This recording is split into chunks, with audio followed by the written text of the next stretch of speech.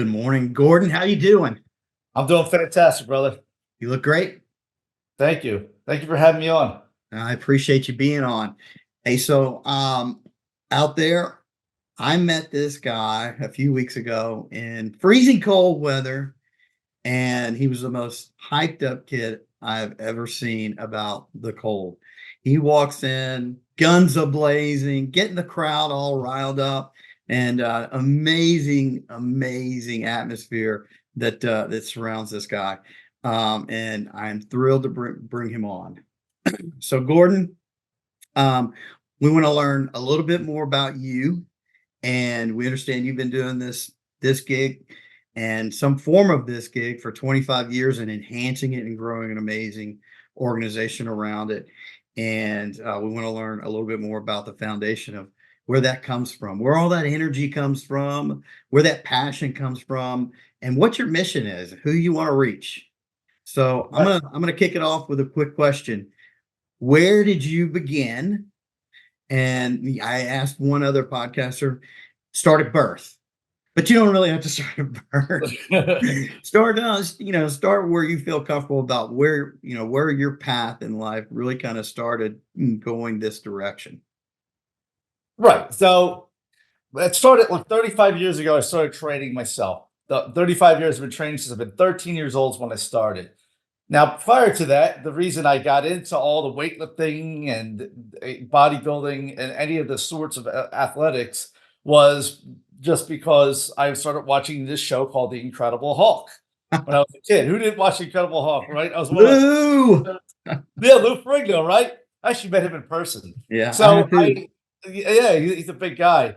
Uh, and what I honestly gravitate towards that, I guess being a boy, just being rough and tough, that's how I grew up. And then I love superheroes.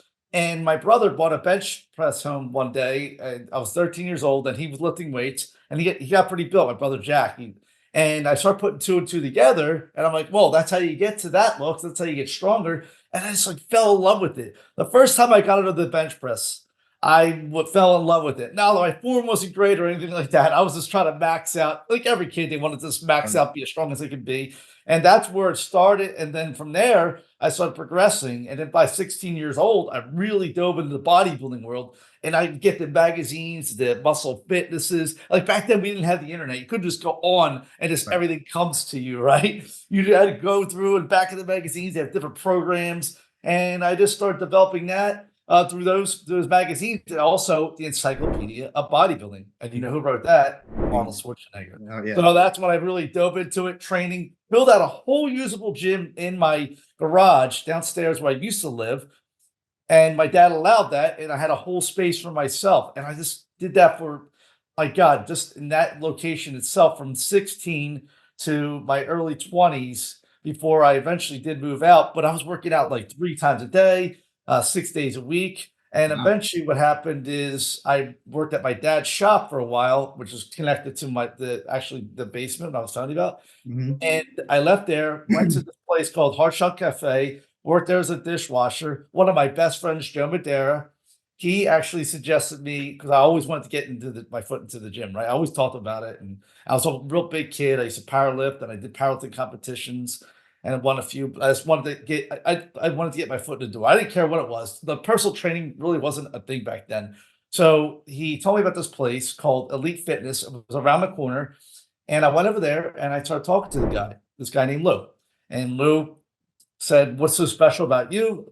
And I told him I lift weights. I'm really passionate about working out. And he said, "Well, there's 1,000 people like you." And so he basically said, he kind of turned me away. He did this one more time until the third time that I showed up. And he loved my tenacity. He loved that I kept showing up. And he said, "Kid, you got the job." And he said, "If you show up in these days and you open up the gym, I'll give you an extra dollar." So I cleaned the gym. I would sell memberships.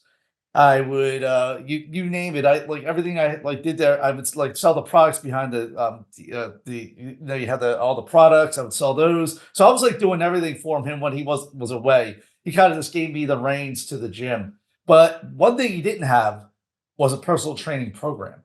He did not have that. And I started just walking up to people, having deep conversations with them.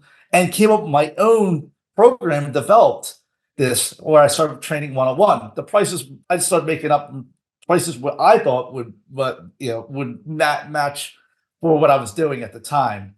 And I got about I think I had like 20 clients at one point. And out of nowhere, I just created this program. And he allowed me to do it because I was bringing more people into the gym. Right. And that's what launched me into the personal training aspect of what I'm doing. Your story, I think, is what was so funny to me is our story kind of parallels a little bit. I didn't stay in the fitness industry, but I got started kind of doing the same thing. Just I walked into a health club a buddy introduced me to. It was a small 6,000 square foot, hole in the wall gym in Louisiana, in Shreveport, Louisiana. And I walked in with a mission to first get even more healthy because not that I was super unhealthy, but I was kind of like I was a fat kid in middle school, and I kind of grew into myself a little bit, and I got more healthy and started seeing stuff change and shift, but I wanted more. And so that's my journey started kind of the same as yours there, but to do that, I had to get in a place that allowed me, you know, a place to do that. And I created a health club growth program for them where instead of having, typical health clubs, their guys, they wait for people to come in. I would send my guys out and send them out to businesses and whatnot and create business platforms for their businesses to bring in, everybody that worked there. And then I went from there to doing the personal training, just like you, and just had a blast with it. Did some bodybuilding. So it's so funny how our lives kind of paralleled almost around the same time. But that work ethic that you mentioned was the most important part. It was long days, long nights, because I worked at the gym for the gym. Then I had my own personal training business that I was doing also. So That's awesome. I yeah. love that because you just reminded me what happened next is in that process of working for that gym, he sold the gym to a couple. And then when he sold that gym to the couple, they couldn't really afford me anymore. But I stayed on for a while and they adopted my training program, right? That was pretty cool. And they took their own clients on and stuff like that, which we both got certifications, a certified American Council of Exercise. Yeah. And then what ended up happening is a guy that used to come to the gym was a good friend of his, asked me to work for him because I was able to pay more. I had a kid and I wanted to be able to provide because at that time that still wasn't enough money, right? I was Right. getting paid like $8 and like whatever I was charging for training at that time. And what happened is I worked at this place called Earth Tech. A great place, what they do. They're a environmental technician. I was a environmental technician, but they take like something like oil refineries and things like that and really try to clean up the environment. And I worked for them for about 2 months. I did not like this job. So, for example, I had an old 64 and a half year old Mustang that my dad gave me, but loved the car.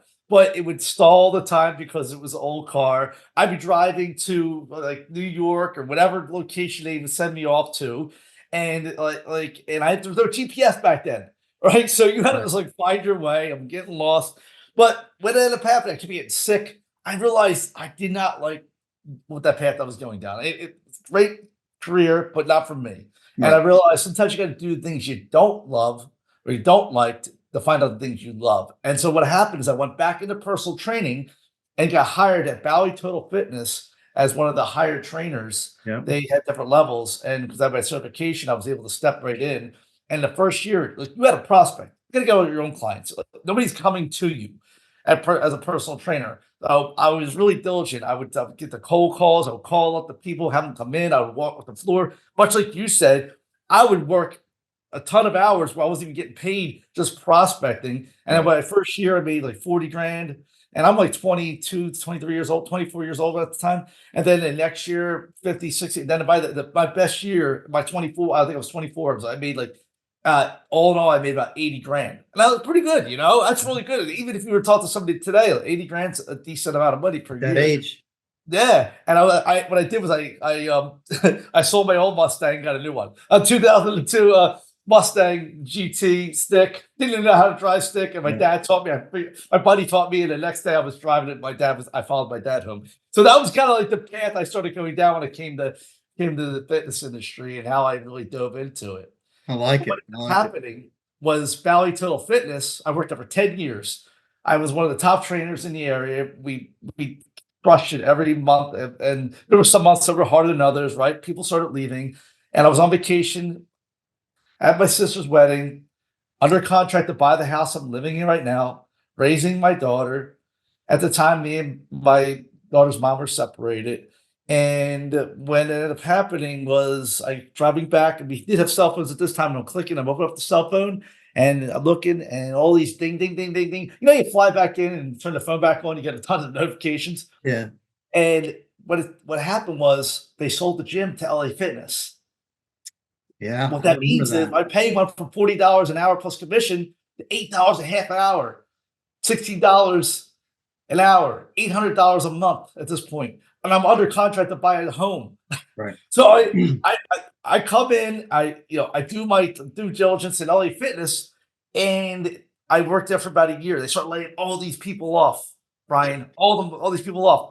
And I Wow. was the last person, one of the last people they laid off, but they laid me off because they wanted a different certification that I didn't have. So what I did was I started training on my own on the side and opened up the gym at my brother's house.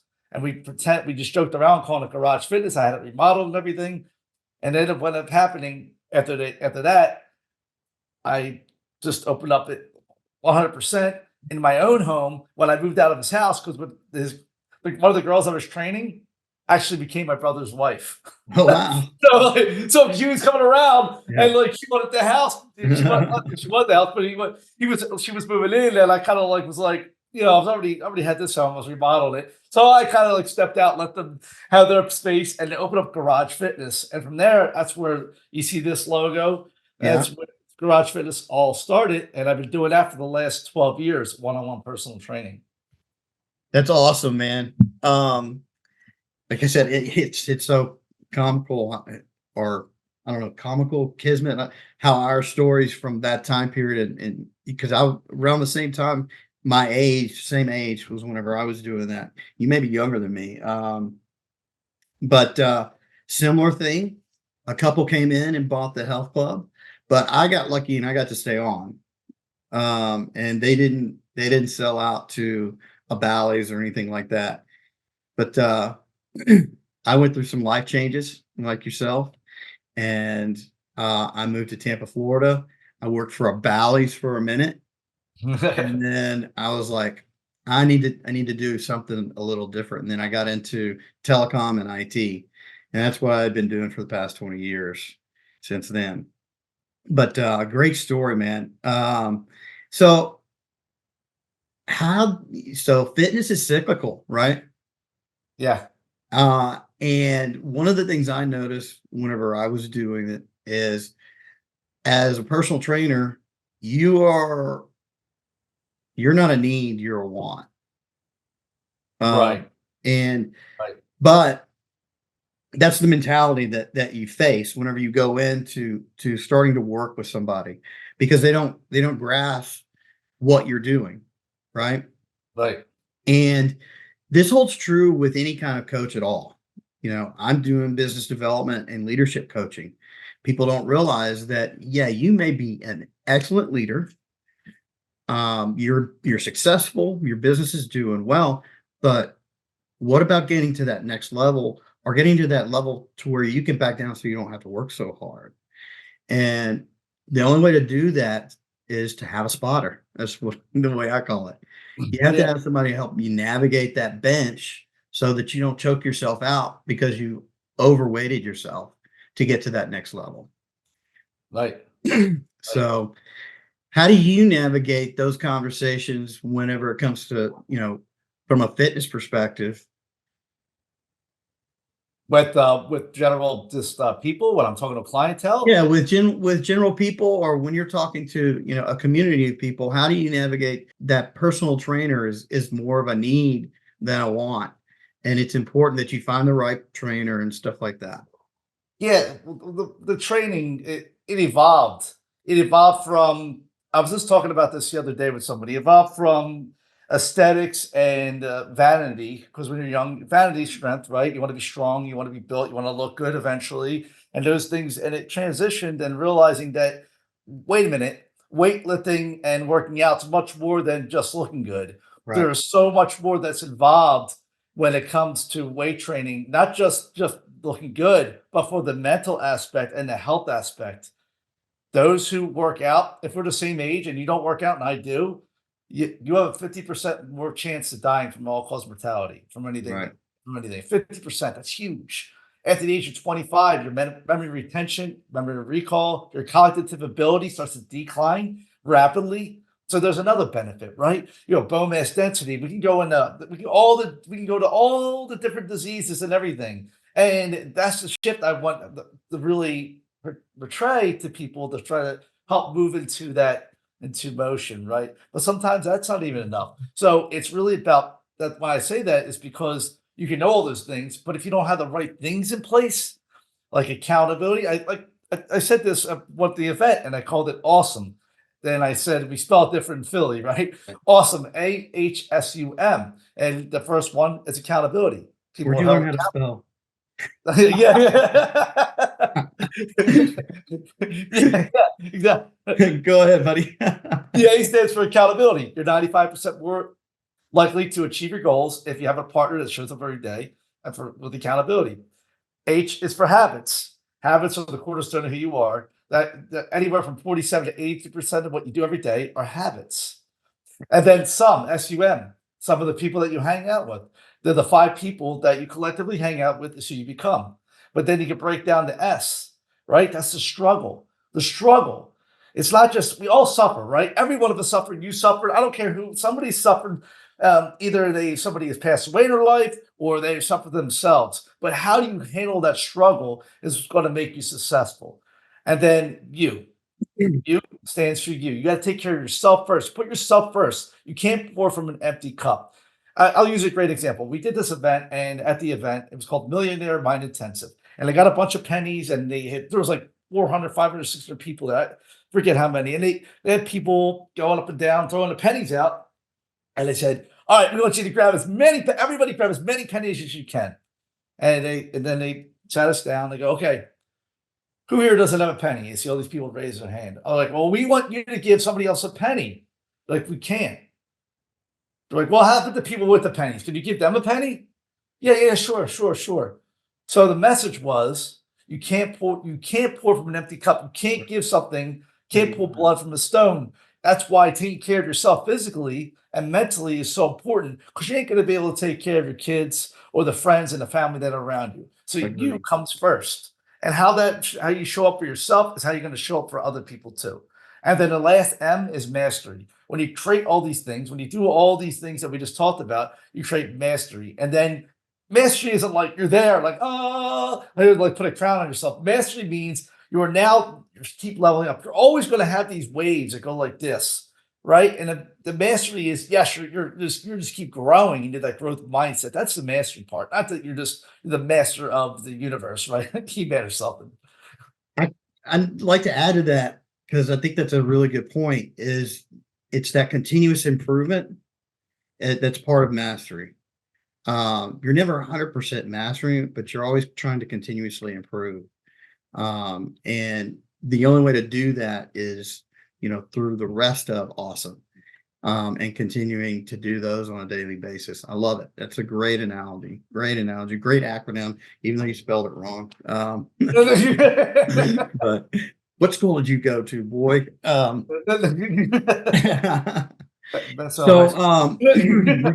we're getting close to wrapping up. You have another organization, Warrior Fitness, as well. Yep. And I would love to talk to you a little bit more about that, maybe on a different podcast and about that. But tell us real quick who your ideal client is. Who do you serve? And what's your biggest passion? I know I do a lot of online coaching now. I do a lot of online coaching. My passion is still helping people grow and leveling up. I do a lot of work with men and entrepreneur men mostly. And I noticed they really they want more. And I created my program for them because they don't have as much time. And the people that I'm working right now, the high level entrepreneurs, I have a few people out there, and I'm not going to name any names right around here, no name dropping. And what I developed for them was a program that's efficient, quick, and in and out of the gym, and it's easy and it's real easy to follow. Like for instance, one of the guys was like, "Man, I've had trainers in the past, and this is this sounds the simplest. This is one of the simplest things I ever heard before." And with training, I mean, he's like, "Oh, I'm in, right?" And he did his first workout. He goes, "That was one hell of a workout." And then so did every entrepreneur person that I've been training after that. So what I'm looking for, not just entrepreneur, but men who want to level up, who want to become the best version of themselves. Sometimes you might feel stuck, or sometimes you're really busy and you feel like you don't have time. So what I did was I create this organization, this community for men. I'm actually launching one of my first events on the 24th of February of 2024, and it's called Warriors, WARRIORSB, as in B, the letter B, and FIT, Warriors Okay. Be Fit. So Warriors Be Fit. I got that actually the name from it was by accident. I Oh, made okay. 1,000 names on ChatGPT, and then I still the one I made came back, and everybody liked that one. And it actually how it came up is I was on TikTok, and my name is Gordon Brodecki, right? My friend goes, "You got to change that. You're not." He has millions of followers. He's like, Gordon "No, B. remember Decky. that." So I named my last name is Brodecki. So and I'm into fitness. So I put Gordon B Fit. So Right. I literally just took the same thing, same concept, and made it Warriors Be Fit. So now you know the background of where that name came from. Ain't it funny how we come up with stuff like that? Yeah, it was really cool. Like JR was, JR, Yeah. he BLN. He's like, "Dude, I like this name." I'm like, "That's the first one I picked." I had like 100 names or something like this. I did the same thing. I couldn't come up with it to save my own life. Whenever I was doing personal training, I created a nutrition program, and I called it the Beto diet. That was the best I could come up with at the time. So stupid, but so simple at the same time. I love it though, because I know what we talked about that. It Yeah. was So, man, I want to thank you again for being on with us today. I hope we get to have a few more conversations as well. Love what you're doing. Love your story. Love your energy. God, you have so much positive energy. You can pump up a room very easily, and it's infectious. And good luck to you, everybody out there. Please look at the banners as you're watching this. You'll have every way to get in touch with Gordon and myself. And listen, if you want a free conversation with either one of us, the way to get that is through our links and contact us. We'll be glad to chat with you and see if we're a good fit. And listen, I come from a mindset of if I don't have what it takes that you need to get to a higher level, whether it's being a better leader or being something in your business development or fitness and nutrition for Gordon, we've got a guy or a gal that can help you out. I'm for sure of it within our network. And that is a lot of our mission in what we do is being servants to you and helping you grow. Thanks and have a great day. Thank you so much for having me on, Brian. It's been a pleasure. You too, Gordon.